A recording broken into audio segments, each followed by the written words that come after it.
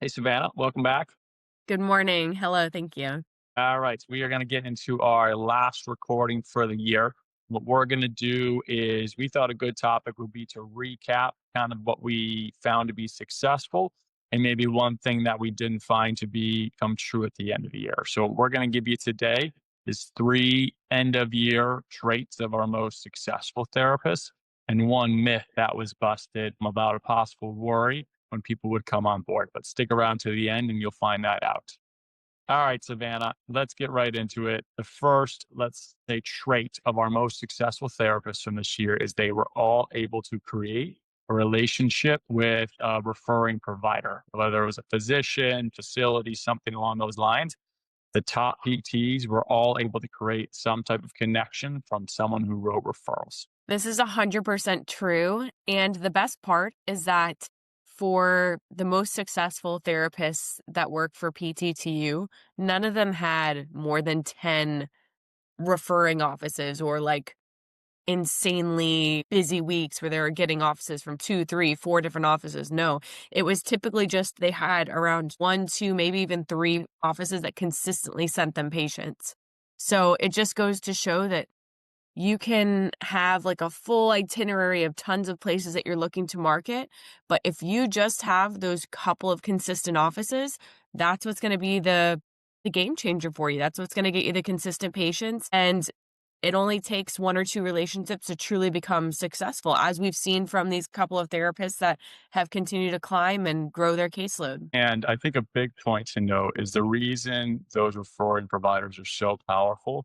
One is just purely volume because therapists have found out too, especially the ones plucking patients from the community, which we encourage and which we always start with.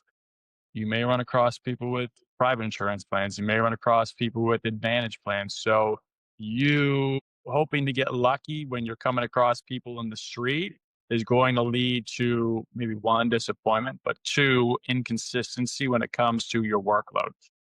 When you make that connection with the provider, now you know one, they have those patients that you're looking for. Two, you're going to get enough volume where if they do send one, that is not an insurance that you accept.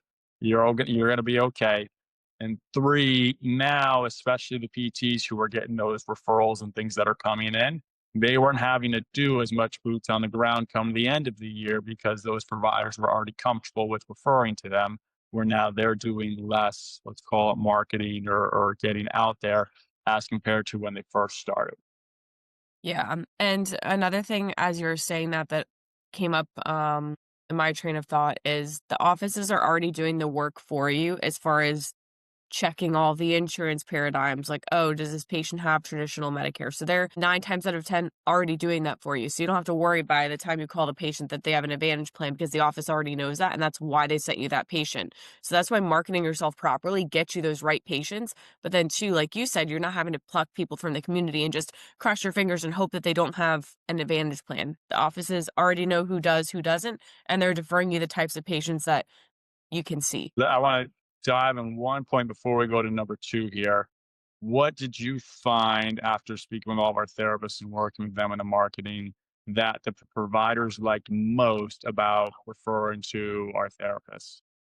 Whether I it was think the one-on-one, whether it was mobile, whether it was kind of small business, what was maybe the qualities that set our therapists apart when they were going into offices? that is a really good question. I think it's slightly different for everybody, but I think what I can point out that is consistent among those top referring providers and most successful therapists is the fact that they really honed in on just like that one thing that they like to do. So it's a specialty. It's having that specialty, being confident in that, and then continuing to just hone in over and over again. And that's how they got those consistent referrals from those offices. And even if you consider your specialty that you are a house call provider and you're seeing patients one to one, like just keeping it so isolated with how you're marketing yourself, I think that's where we've seen them become the most successful. And also, the other dynamic of those successful relationships is that it was personalized. Like they knew someone already in that office, or if they didn't know that person, they made it a point to like become almost family with that one person. So there's a couple little different things, but the best part is that none of it was rocket science. It was just be consistent, show up, talk about that one thing, and be authentic, be true to yourself. And when you're building those relationships, do so with the intention that this is going to be for years to come, not just for you to drop off business cards. Yeah, and I think one unspoken reason would be that when you're seeing all your own patients, obviously, we bring in really good therapists and everyone obviously is a phenomenal provider. The unspoken thing of most likely every single patient that you had went into that office and spoke very, very highly of that therapist that was seeing them. Where Yeah. typically you may get a mixed review, whether it's going to a PTA or sitting in the office and call me, or I got fumbled around between three different therapists. That is one thing that when you are marketing for yourself and then you're seeing all your own patients when those providers are sending you to them, they are all extremely happy. So that means they are all going into the doctor's office and positively reinforcing that decision from the provider to refer to you.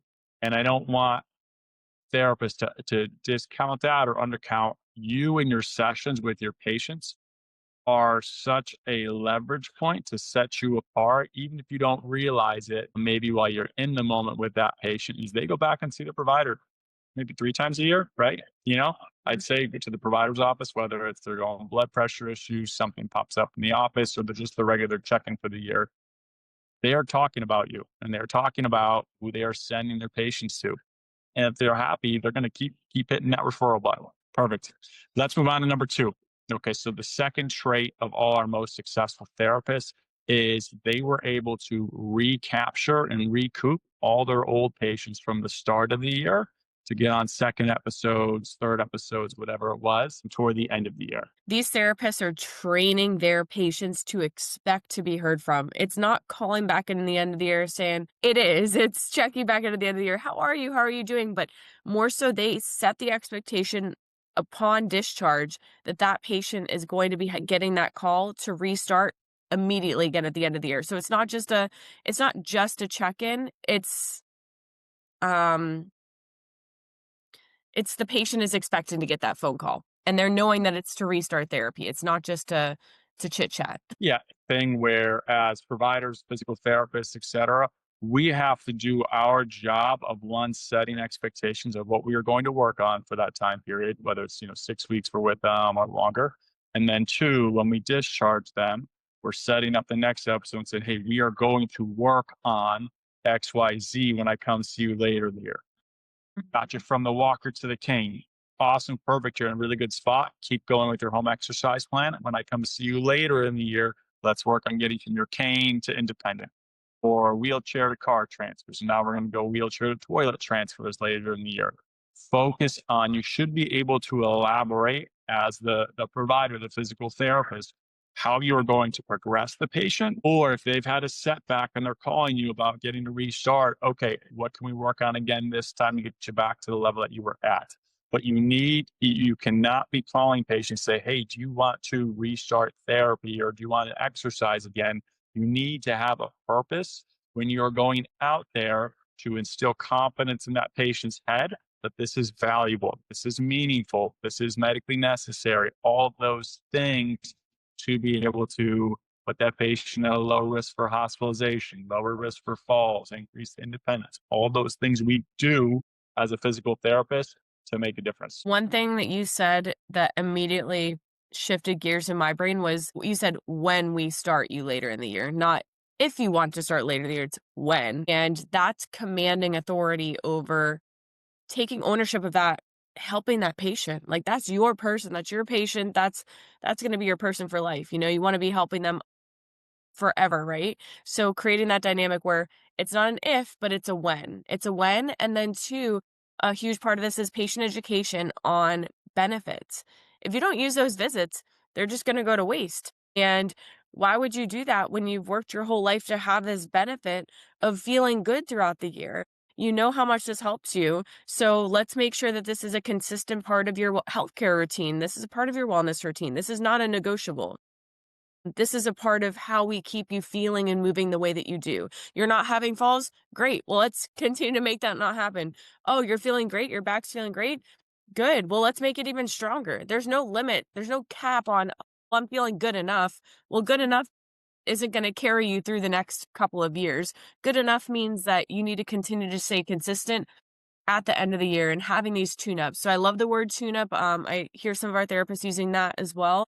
But yeah, it's patient education. Make sure that they know that if they don't use those visits at the end of the year, just restarts in January, and then they lost all of them. And what's the point of that? And that comes from the point you just made comes from the conviction of a therapist knowing that they are doing something meaningful during their sessions.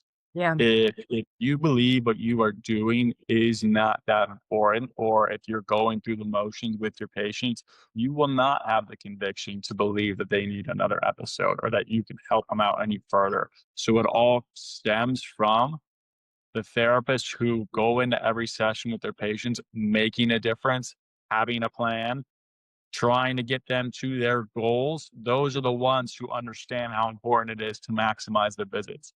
The ones who are just running through the motions with their patients, they are not going to believe that, that patient needs another episode because maybe they don't think they're doing much of anything. So that's why I would say most of the PTs who kick butt in the second half of the year, it's because all their patients were working on new things come the end of the year, progressing further. So they all want to come back and see them. Perfect. exactly. Let's set that one aside. Number three is all of our most successful therapists hit the ground running during onboarding. My They favorite part. followed through with the homework, they followed through with the training, whether it was with myself or Savannah, and they took responsibility and they took a sense of ownership right from the jump. And I can't harp on how important it is to hit the ground running, get your first patient, follow through with laying the groundwork to set yourself up for success. Of course, success isn't built overnight. It's the repeated sum of consistent effort over several weeks, several months, and eventually several years in order to get to where you want to be. All of our most successful therapists said, I'm going to be spending 5 hours a week on marketing, 10 hours a week on marketing. And some of the most successful ones said, I only have 2 hours a week of marketing. What am I going to do with it? So the cool part is that it's not so much based off of how much time that you have, but it's how effectively are you utilizing your time and your plan, and how consistent are you in staying in that lane, even when you don't get the referral right away.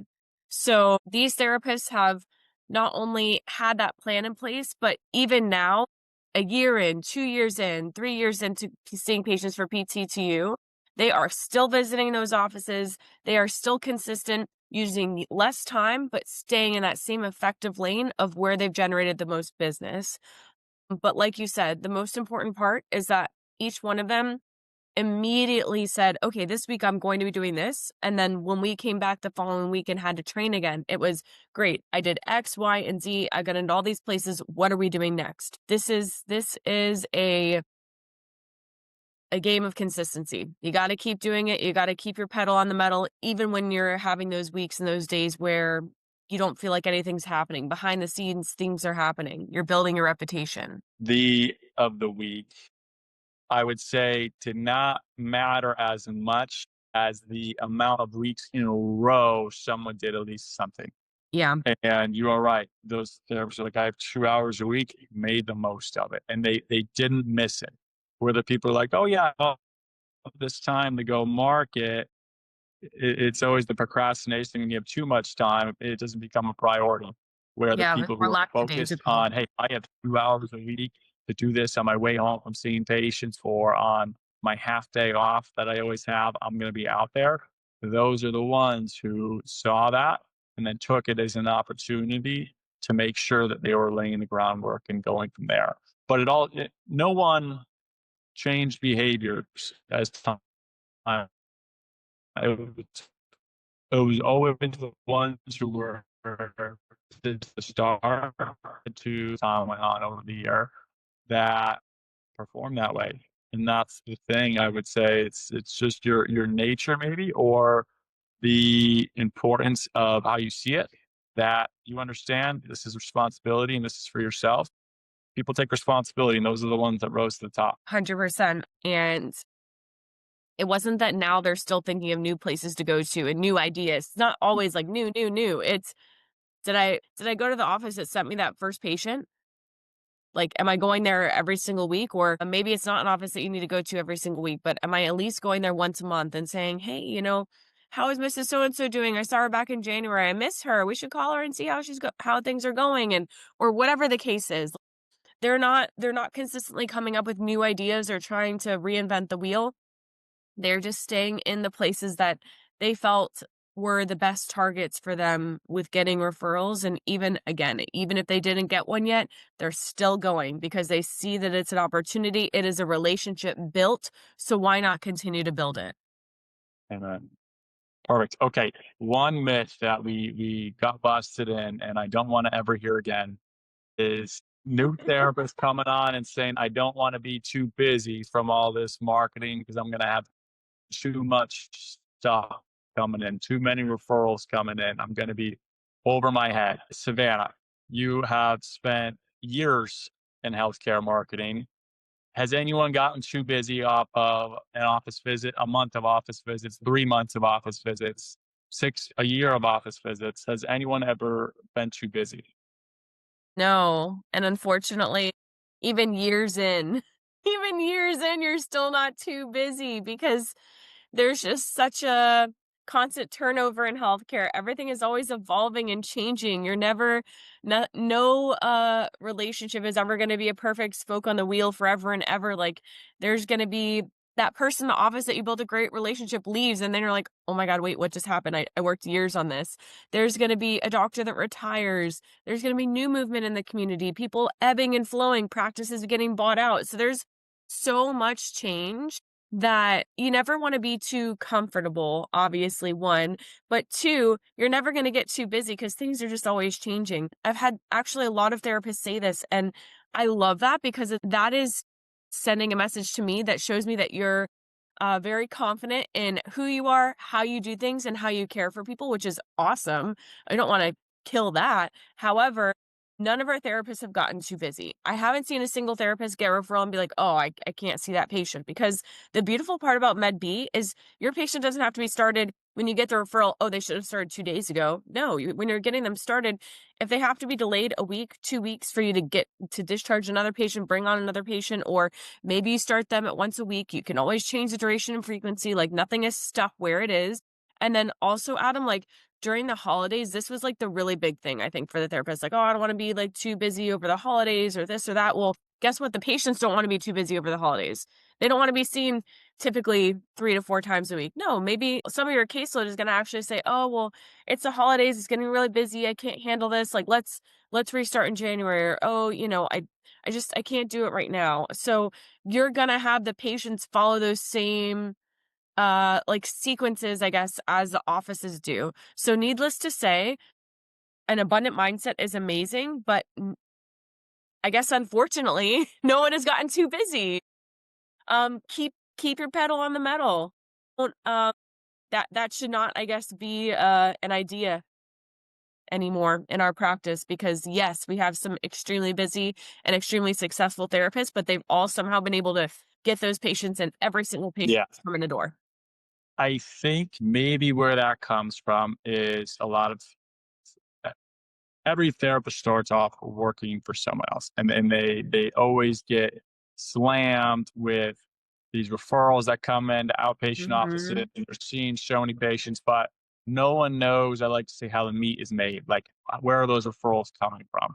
So I think when therapists trans over into working for themselves, they think I go into a provider's office, and all of a sudden, I got more work than I know what to do with. And if that were the case, I promise you, everyone would be doing it. But as we know, and as therapists find out, and we always set expectations up front, this is not something you're going to jump on into and then be too busy, and then have people banging at your door, and you have 3 providers sending you 5 referrals a month that you don't know what to do with. I hope everyone gets to that point, but that takes 1 year, 2 years, 3 years of consistent watering until that. It's not an overnight thing unless you come with super strong connections into the space, but haven't seen it yet. Yeah. Yeah, and I guess, like, I love the point that you made about You join, like, when you work for someone else and you're not your own boss, and you get really bombarded with patients, and these are typically like, "Oh, we had a wait list for these patients," or, "Can you go, like, 40 minutes out of your way? Do you mind? Do you mind?" And so it's like, they're just trying to put people on your schedule, but the other part of it is that practice or that agency has years worth of marketing backing behind them. And so they're getting referrals from all sorts of different places. So that's why they're so busy. For us, it's going to be slightly different because you're making your own schedule, you're marketing your own offices. You don't have like a whole agency's worth of marketing power. So it's a good thing because you can build it as you go, but don't ever be stressed about getting too many patients because the world is your oyster. There's so many opportunities, and no one to this point has had to decline a patient. They've been able to make it work even in their busiest seasons. Perfect. Well, that was a good recap, good end to 2025, and we're looking forward to a good year of 2026, everyone. Yeah, looking forward to it. Everybody, great job 2025. We're so proud of all of you, and you've done an incredible job at marketing yourselves and continuing to stay consistent. Let's see what 2026 brings.